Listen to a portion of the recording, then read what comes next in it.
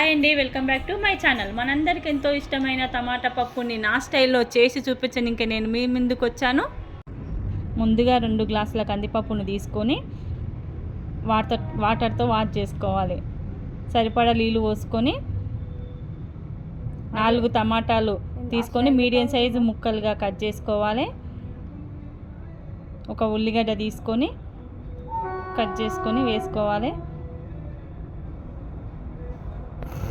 2 నిమ్మల కరివేపాకు వేసుకోవాలి. తర్వాత 1 స్పూన్ ఆయిల్ వేసుకోవాలి. పసుపు వేసుకోవాలి, చిటికెడు పసుపు. జీలకర్ర వేసుకోవాలి.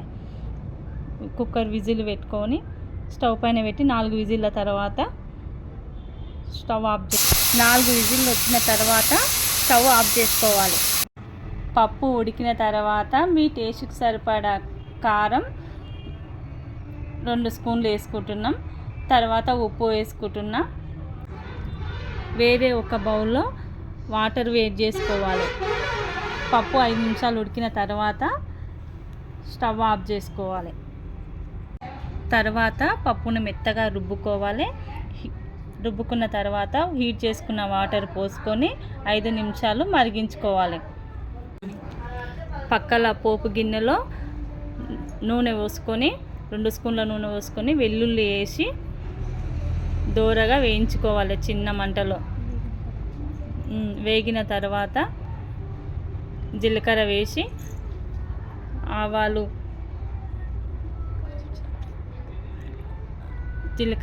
చిటపటలాడిన తర్వాత వెండుమిరపకాయలు వేసి కరివేపాకు వేసి చిన్న సిమ్ములో పెట్టుకొని వేయించుకున్న తర్వాత